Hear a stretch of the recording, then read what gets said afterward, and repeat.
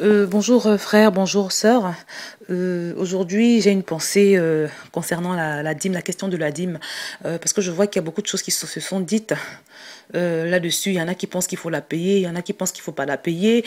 Et c'est un sujet qui crée beaucoup de divisions et qui fait que, voilà, qui divise les hommes de Dieu. Moi, je voudrais simplement dire que Dieu n'a pas besoin de ton argent, bien-aimé. Dieu n'a pas besoin de tes biens. Tu ne peux pas nourrir Dieu, tu ne peux pas prendre soin de Dieu. Dieu est le créateur de toutes choses, il est l'auteur et le créateur de toutes choses.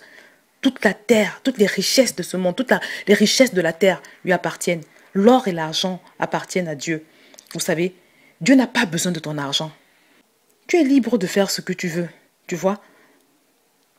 Tu as peut-être consacré tes enfants au Seigneur quand ils sont nés. Tu lui offres ta maison pour des prières avec les gens de ton église. Tu lui donnes ce que tu veux. Et maintenant, si tu estimes que tu peux également, de temps en temps, faire des dons en guise de remerciement pour ce que le Seigneur est pour toi, libre à toi de le faire. Dieu ne te force pas, tu n'as pas besoin. Parce que je pense que ce type de débat ne devrait même pas exister. Est-ce qu'on doit payer la dîme? Est-ce qu'on ne doit pas la payer? Bien-aimé, ton argent, c'est quoi par rapport à la vie que Dieu te donne? Ton argent, c'est quoi par rapport à la protection qu'il t'accorde? Ton argent, c'est quoi par rapport à la gloire éternelle que tu as? Jésus-Christ t'a sauvé, il est mort pour toi. Il a perdu sa vie pour toi.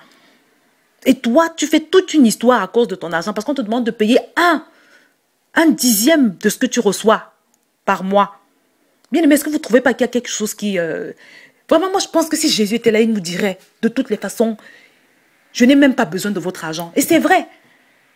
Moi, personnellement, je ne me pose même pas la question de savoir s'il faut payer la dîme ou bien s'il ne faut pas la payer. Je paye ma dîme et je vais au-delà. Je donne tout ce que j'ai pour le Seigneur.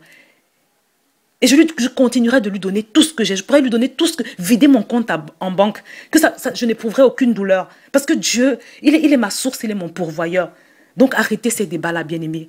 Arrêtez d'être radin. Et arrêtez de prendre Dieu pour un mendiant. Notre Dieu n'est pas un mendiant. Notre Dieu n'est pas un mendiant. Si vous voulez payer votre dîme, payez-la. Maintenant, si vous estimez que vous pouvez vous permettre de faire du chantage à Dieu, de faire des discussions, des débats, avant de payer votre dîme, ne la payez pas. C'est un problème entre Dieu et vous. Vous savez, des fois, il faut arrêter d'être légaliste. Il faut arrêter d'être légaliste à un moment donné. Et c'est les légalistes qui causent le plus de problèmes dans l'univers évangélique. C'est ces personnes légalistes. La loi a dit ça, la loi dit ça. Mais qu'est-ce que ton cœur te dit de faire? Moi, j'aime Dieu à la folie. Est-ce que tu aimes suffisamment Dieu pour lui consacrer tous tes biens? Vous savez très bien que l'Église a besoin d'argent aujourd'hui, surtout les églises évangéliques. C'est pas comme le système de l'Église catholique romaine qui sont financées. Ces églises-là sont financées. Vous savez très bien les besoins de l'Église. Et vous savez très bien que souvent, les sollicitations que les hommes de Dieu font sur le peuple de Dieu, c'est pour la bonne marche de l'Évangile, c'est pour la bonne marche de l'œuvre de Dieu, c'est pour l'œuvre de Dieu, d'une manière générale.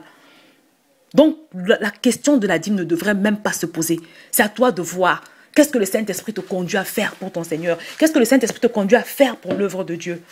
Moi, personnellement, même s'il n'y avait pas la dîme, même si le système de la dîme n'avait pas été institué, eh ben moi, j'offrirais quand même. J'offrirais à l'œuvre de Dieu. J'offrirais pour le Seigneur, pour l'œuvre de Dieu. Je ferais des dons à mon pasteur. Il faut être libéral. Il faut prier pour le don de la libéralité. L'argent, c'est quoi? L'argent, c'est rien. Ça ne représente rien du tout. Ça fait partie des choses que nous allons laisser sur cette terre. Donc, arrêtez ces débats sur la dîme, de grâce. Arrêtez ces débats sur la dîme. Et arrêtez d'être légaliste. La Bible a dit qu'on doit faire ça. La Bible a dit qu'on ne doit pas faire ça. Mais qu'est-ce que ton intelligence te dit? Qu'est-ce que ton cœur te demande de faire? Qu'est-ce que ta sensibilité, ta générosité, ton amour absolu pour le Seigneur te commande de faire?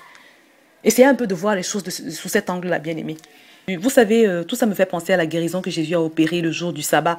La loi également demandait de ne pas guérir le jour du sabbat. Mais Jésus a opéré cette guérison parce qu'il a écouté son cœur.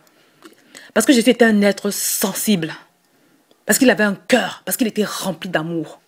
La loi demandait de ne pas guérir le jour du sabbat. Mais il a écouté son cœur. Il a écouté l'Esprit Saint de Dieu. Arrêtez d'être légaliste.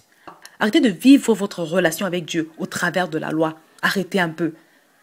Jésus n'était pas légaliste, vous savez. Jésus n'était pas légaliste. Qu'est-ce que votre cœur vous demande de faire? C'est ce que Jésus voudrait vous demander. Concernant la dîme, cette histoire de la dîme, qu'est-ce que votre cœur vous commande de faire? Soyez honnête envers vous-même.